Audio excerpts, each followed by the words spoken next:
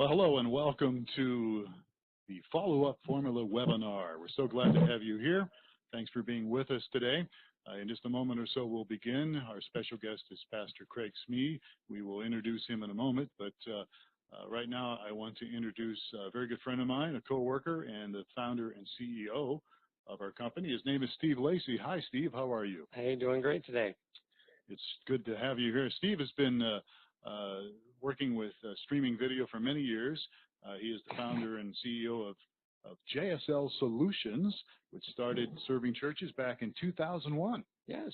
Coming up on 20 years right now. And we're happy to have Steve with us. He's got an extensive background in engineering and the aerospace industry. And my name is Phil Thompson.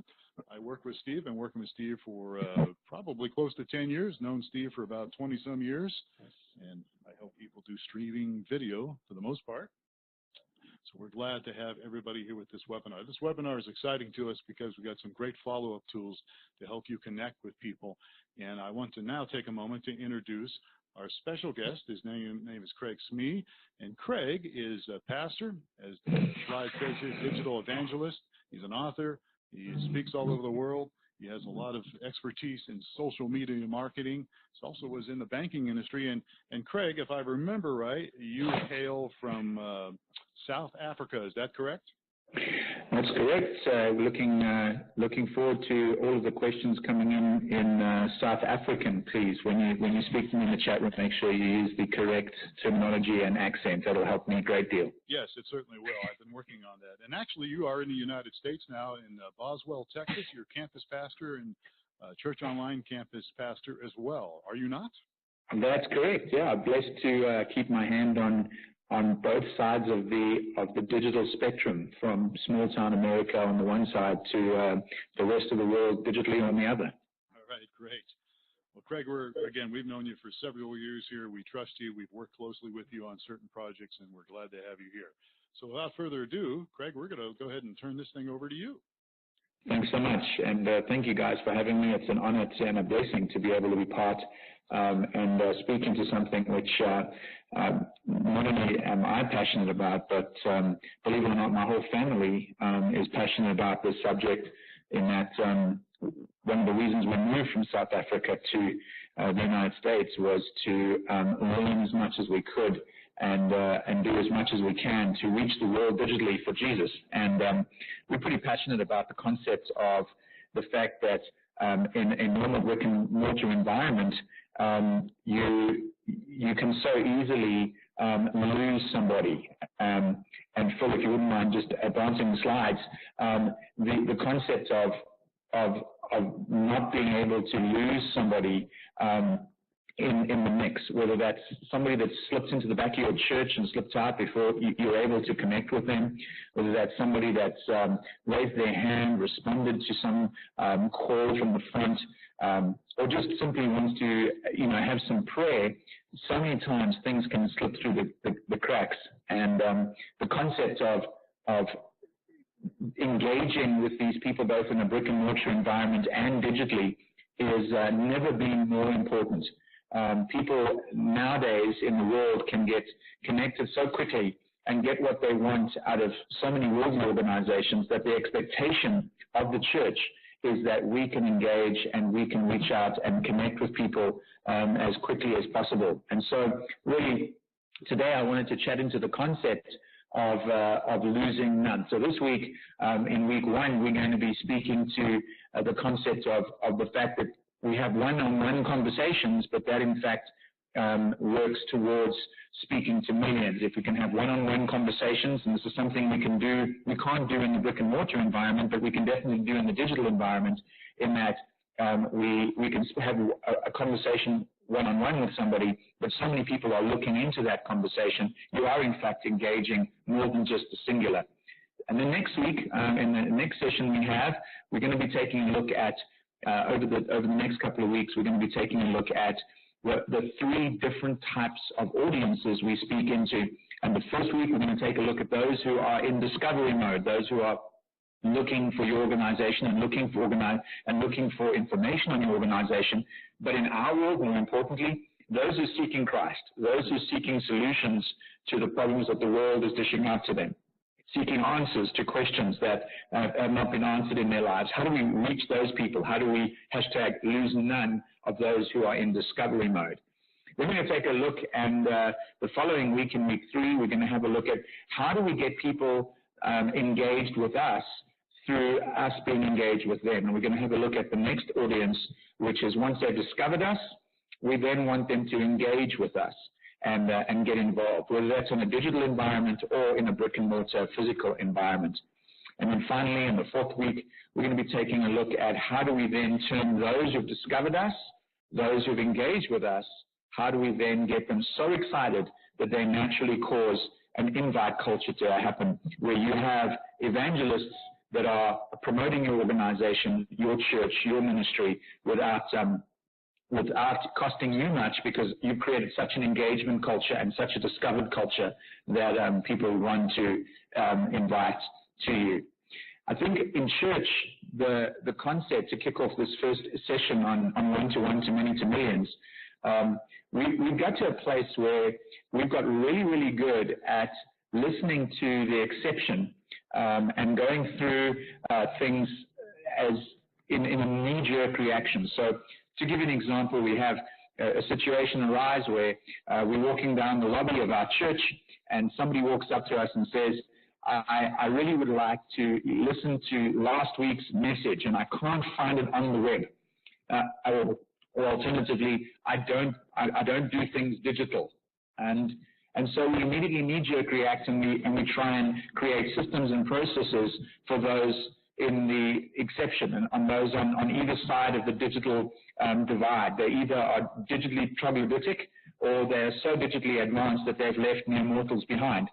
And we try and focus on this exception all the time and get caught up in trying to solve for the exception. And we sometimes forget where our churches, where our organization normed communication is. And so then we have a look at, and then we can also swing the roundabout, and we can then concentrate way too much on the norm, and we're emailing everybody, or we're posting things out on Facebook, and we think we've communicated because we think that's where our norm is, and those who aren't as caught up digitally get left behind. Now remember, the hashtag is lose none. It very much is about coming up with rhythms that we can connect with people on as many platforms as possible at the same time. The other option is we kind of tend to drift towards how we've done things in the past. And we've always used a church bulletin, for example, so that's the best way, and we lose the future. Or alternatively, we get so wrapped up in Snapchat and Instagram that the future becomes our focus and the past gets minimized. And we tend to lean towards only connecting with those who are on the platforms we enjoy connecting on. And then the other is also true, is that we can get so wrapped up in this digital world that we forget that we are actually touching lives in the real world. We're dealing with real people. Everybody is not necessarily a number or a handle or a Facebook profile or an Instagram post away, that there is actually a real world that we touch, even if that real world happens to be digital.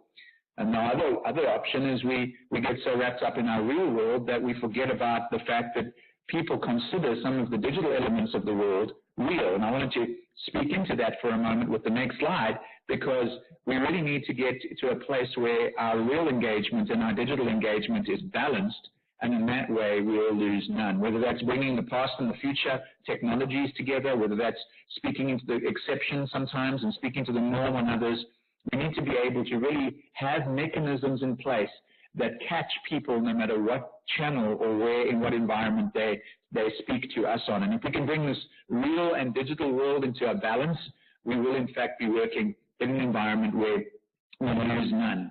So really it is about journeying from the real world to the digital world and then back again, and enabling to the place of discovery and engagement. How do we enable people to easily discover us and engage? Now, in the secular world, there's been multiple ideas and multiple theories of marketing and digitally marketing things, and how do we get to a place of marketing. And if we can go to the next slide, Phil, we've got some some things there that show you how we do things. So can you go one back, Phil? I just want to speak into that for a moment.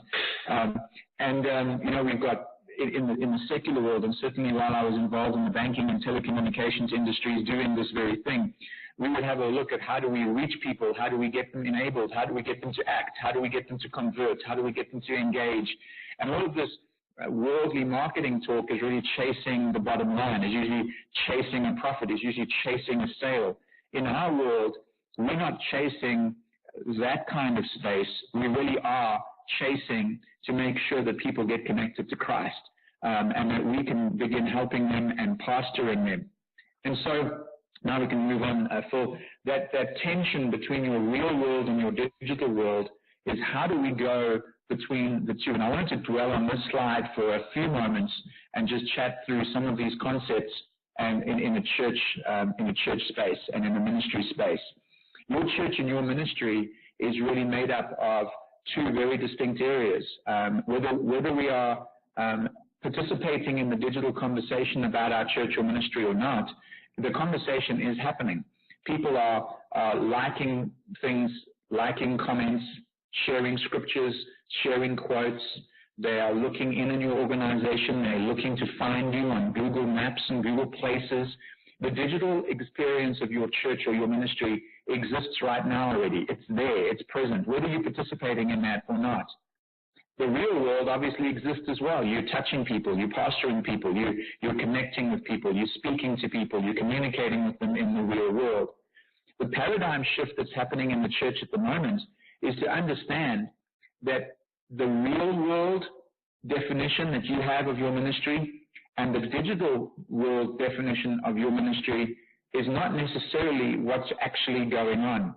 So you might be sitting there going right now, and in your mind, as I mentioned, real world, you're thinking of your church building, you're thinking of your sanctuary, and you're thinking of what happens in your church building. And when I say digital, you're thinking about your Facebook page, and you're thinking about all the things that happen on your websites and emails that might come in or texts that might come in. But what we've forgotten, or what we need to understand, is that for each individual member that engages with your church, whether real world or digital, they have a definition of what real world and digital world experiencing of your church or your organization is. So, for example, when I speak to my 17-year-old son, he deems Facebook as part of real world. In his mind, Facebook is old school. It's my world, and it's not his world, and it's kind of almost like what email is to me or what a landline telephone is to me. That's what it is to him. That's what Facebook is to him. The other example I can use is we might feel that our church stream that you might be using on streaming church, you might be streaming out to multiple people around the world, and because they can never ever walk into your brick and mortar church sanctuary, the digital experience that you define and send out to them, that is their real world. For a church, a person that is bound up at home, that is homebound, and they will never get to your campus, that digital world is real world. And so we need to understand that a lot goes into defining what real world is and digital world, and it is not just what we think the real world and digital world are. We need to take into consideration that the exception and the norm need to be in balance, that the real world and the digital world need to be in balance, and that the future technologies and past technologies have to be in balance, and then that they're not necessarily oriented towards, hey, only what you define real world and digital world experiences. So if we can get people's real world thoughts and definitions of your church ministry aligned and their digital world aligned, and the digital becomes so real and so tangible from an engagement perspective that it's almost as if they're standing talking to you face to face. And the real world becomes so digitally oriented that the blur between what is real and what is digital becomes so blurry that people don't know, they can't differentiate between the two. We've then closed the loop, because then anybody that is coming into your environment that is digitally wired will feel part of your organization. And anybody that comes into the real world and needs to engage with your real world and order a cassette tape or a CD, they've got that mechanism of having a voice too, if that's the real world definition that they have. And so if we can close that loop, we're going to make sure that no matter where people drop in on your organization, whether they arrive at your church on a Sunday morning for the first time, or they scout you out on Yelp, or they have a look at you and chat amongst their friends on Snapchat, no matter where they drop into your organization on that circle, no matter where they define what real world and digital world activities are, we have a loop for them, and they're able to engage with us. And so we need to really be able to get this whole digital discovering enabled. We need to be able to not just get a name, we need to be able to get a story. We need to be able to meet them where they're at and then promote participation and dialogue around this circle. We need to be able to enable this digital engagement at events and services. So it must become natural speak to us in the real world, in our defined real world, in the sanctuary, that we're driving people to our digital environments so that a 16-year-old who's sitting in your service, who's been dragged there by their mom and their dad, all of a sudden picks up because, hey, from the front, Instagram was mentioned, Snapchat was mentioned, because now we've met somebody that's reached out, is experiencing us in a real world that they don't really want to be in, but we've brought them in and invited them into our digital world, which is in actual fact the same orbit. And then if we can get people excited like that, no matter where we are, we can meet them and we can engage the one, they will start inviting people, and that will cause that dialogue to spill over to the thousands and the millions. I hope that's making sense, and if you guys do have any questions, please feel free to go ahead right now and just type them in the chat room. I am monitoring that chat, and if I can consider those questions while I'm talking, I will do so. Otherwise, we'll have some question time at the end. So, Craig, before you continue, I'm going to go back to a little bit of the background. So, some of these principles you had learned in the digital banking area. That's right. You've come to the States. You're now a full-time pastor at a church. It's actually in Boswell, Oklahoma, right? So you're right on the border of Oklahoma and Texas there. And you've been employing these principles at your church for, how long has it been? About 2 years now. About 2 years. And so I know, last time we were together, we were talking about, what your online ministry was like 2 years ago and what it's like now, and what's the impact of the church. You've had some just incredible growth implementing these principles, right? Right. The incredible thing is that it's not just been growth in numbers, it's been really seeing a growth in our engagement. People who not just jumping onto a video stream and watching the stream, those numbers have gone through the roof, but it's actually watching the percentage of people involved in the chat room, the percentage of people reaching out to us. That has grown, that kind of engagement growth is also going through the roof. And that's the piece that we really need to be getting excited about is if I've got 10 people, have I maximized the number of people that are engaged with my organization? If I've got 12 to 15,000 people coming through my streaming church or my church environment online, am I maximizing that engagement? Right. So that leads to change lives, which is why you're in the ministry. Amen. All right. Sorry to interrupt here. Carry on. Any other questions from the chat? No. I like it, Craig. Let's keep moving here. Okay. So understanding that we've got two primary audiences that we need to speak to in this orbit, no matter where we are in the audience, in the orbit of the real world and digital world, and no matter where these audiences are, we can define them as fundamentally two groups of people. The fact is that most churches seem to feel that the front door of their church is actually their physical front door. Whereas when we have a look at the statistics of churches around the United States and also around the world, we find that primarily people looking for churches in their area, your front door is actually Google. Your front door is Yelp. Your front door is a social media platform. Your front door, the first contact people are going to have are going to be people who are from a distance trying to discover who you are. And they're asking questions like, who are they? Who's the preacher? What does the preacher sound like? What do they believe? And more importantly, where are they?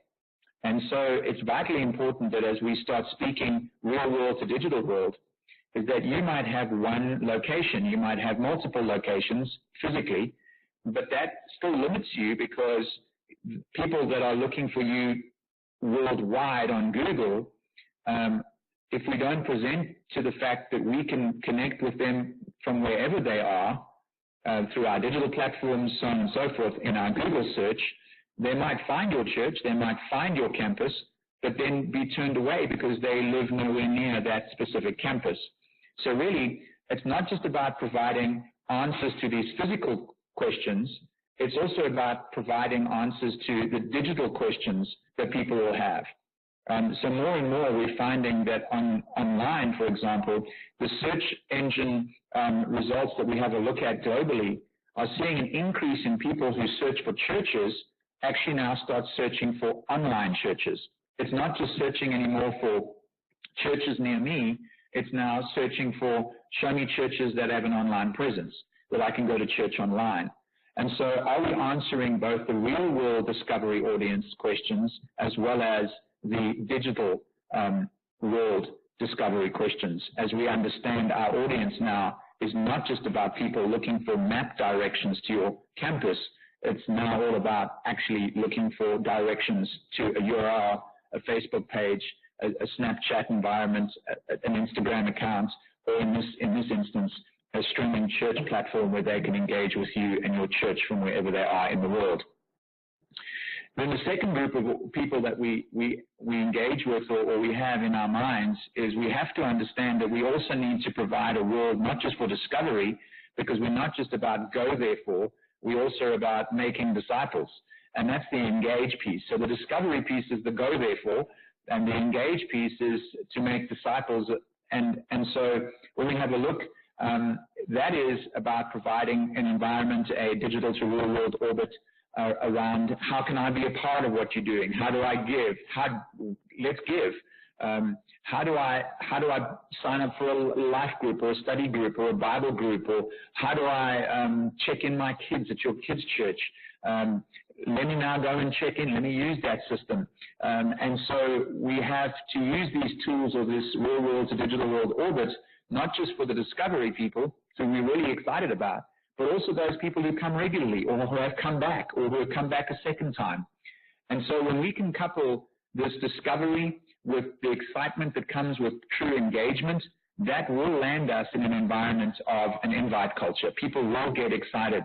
And there we have our formula now worked out, where we said the formula was 1 to 1 to many to millions. We can see that culture developing, where we discover and we are discovered by the one, no matter what platform they're coming in on, whether they're coming in real or digital world. That then becomes in many becoming engaged, whether that's on Facebook, whether that's in your auditorium, whether that's in your lobby. There's a one-to-one discovery to many engagement. And then when that engagement, that many start talking about the one-to-one to many, that then breeds over to the millions, thousands, or hundreds, depending on the impact.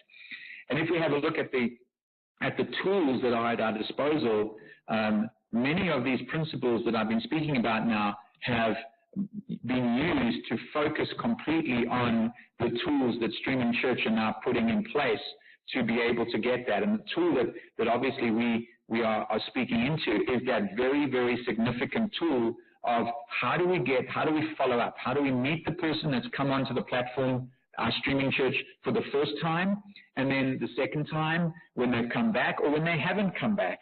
How do we get into that place of not just discovery, but also engagement? And in a few moments, we're going to take a look at a brief video on the tool, but there's some screenshots that we can just show of some of this tool set. If we could proceed to the next slide, please, Phil. We can start seeing here that within the Streaming Church environment, there's a place where I can follow up just by email with first-time guests, second-time guests, third-time guests, person who hasn't come back. And there's ways and means of setting up this communication for not only a discovered user, but also an engaged user, somebody that's come back now the second time.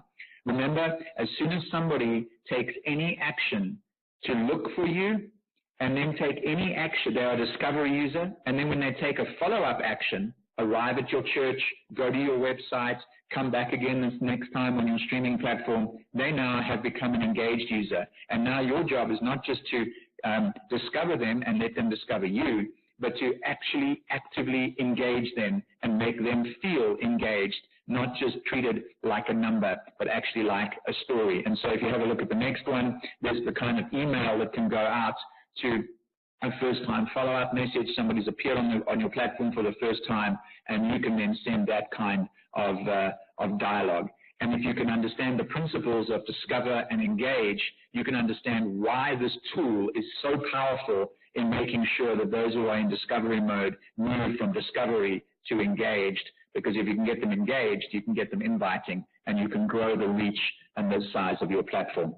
Fundamentally, in summary, before we jump into that video, we've got the three primary things that we've spoken about today that I really want to land around each one of these audiences that we're going to speak about. And we're going to get a little bit more practical next week, next time, as we speak about the discover. But we're going to speak about discover, engage, and involve, because an involved person gets excited, as we know, and then starts to invite. And there's just a slide there that you can use, and we're going to be using this slide over the next couple of weeks to speak about discovery, engagement, and then involvement and invitation.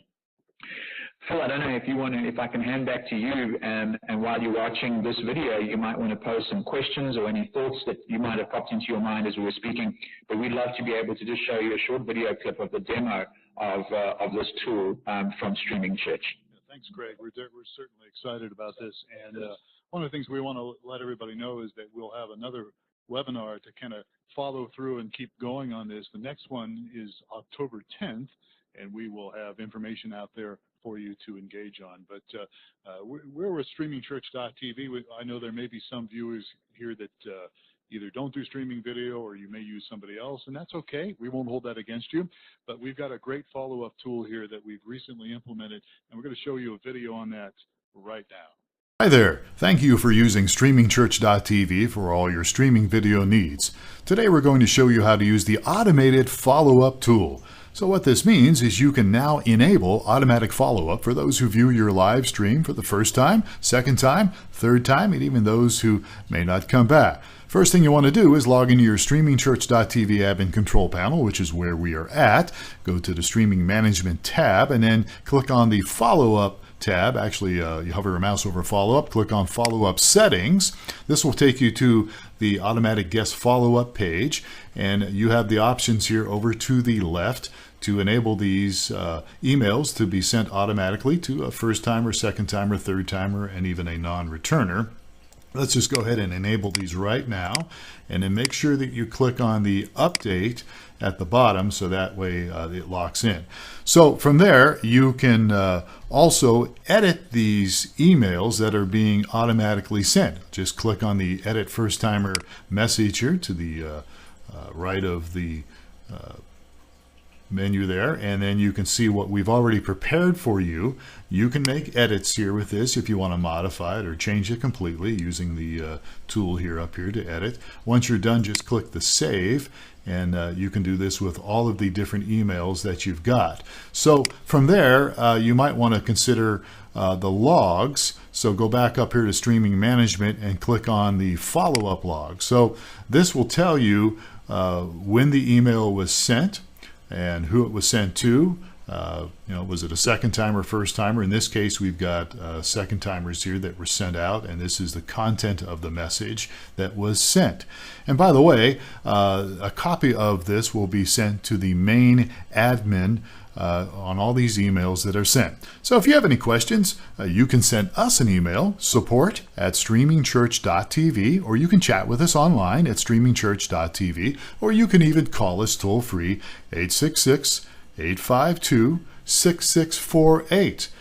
I'm Phil Thompson. Thanks again for using streamingchurch.tv. I hope that you have a great day. All right, so the video on that I hear there might be volume might have been a little low. We apologize for that. But at least you get the idea on through the actual video on how this whole thing works. So we're excited about it.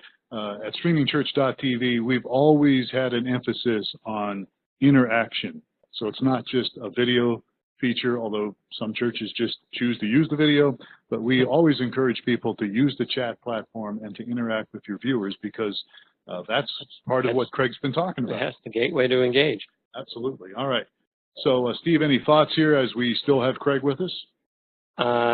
Let's see. One of the things, Craig came and had worked with our church and is implementing some of these principles at our church. So he's available to anyone online. You just contact us at Streaming Church and we can put you in touch with Craig.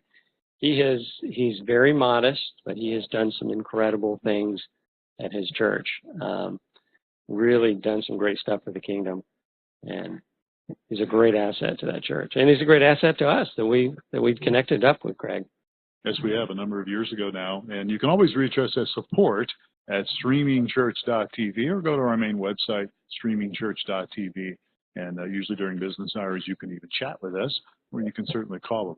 So, Craig, in October 10th is our next webinar. You're going to continue on with this process. Yeah, I think it would be pretty good to let the audience know that I'd really like to start seeing that we get into a little bit more dialogue with you all as regards, hey, what is it that inhibits you from really growing your visitor base, whether that's in a streaming environment or whether that's in a physical environment? How do we really reach out into our communities, online, digitally, and get people discovering who we are and what we are? So I'd really love to hear from you during the week. If you have any questions that you'd like to put to us that I could prepare and help you just around that concept of, okay, how do I get two-way discovery happening? How do I get people discovering about my organization, whether that's digitally or real world, and how do I quickly reach out to them and discover about them, and then provide some easy engagement steps for them. Really quite excited about that. Whether that's, you want to talk about physical world connect cards that are on your seats, or whether you want to talk about text to giving, really the gambit of my experience in church has been right across the board from real world to digital world and back again. So really just want to encourage you to ask questions, email us during the week, get involved during the week, and let's chat about this. Let's really see what the biblical principles are around discovering people in our communities and how we can translate that into a digital world as well as a real world. And genuinely, as Romans chapter 12 says, not just say we love people, but genuinely get out there and discover them and love them genuinely. Absolutely. And this is something that is for every person. I mean, you're the digital pastor, but you don't need to be a techie or anything like this. These are all really simple, practical things you can do to enhance the discovery and engage process. That's right. That's right. That's so true, Steve, is you know, these concepts and these principles are not about code and coding development and work. These are simply leveraging tools like you've just demonstrated to us to apply principles that I think as pastors and leaders we should all have in our mind anyway. This is not really about being a techie. This really is about, hey, I want to grow the kingdom, and I've got some tools in my hand that I can use to grow the kingdom. How do I maximize them? That's right. Awesome. Good stuff. And as we've been talking about in our emails and things here on our Church Solutions podcast, the quicker you follow up with people, the higher the percentage of them coming back and connecting and hopefully leading them into an abundant life with the relationship with God and with other people. So follow-up is a very important key, no matter if it's digital or just face-to-face. All right. I think that about wraps it up for this time. How about you guys? All set? Well, good. Thank you so much, guys. All right. Thank you, Craig. It's been Craig Smee. I'm Phil Thompson. Steve Lacey has been with us. As we said earlier, if you want to reach out to us, you can send us an email, support@streamingchurch.tv, or go to streamingchurch.tv and talk with us, and we can forward your message on to Craig or your question on to Craig.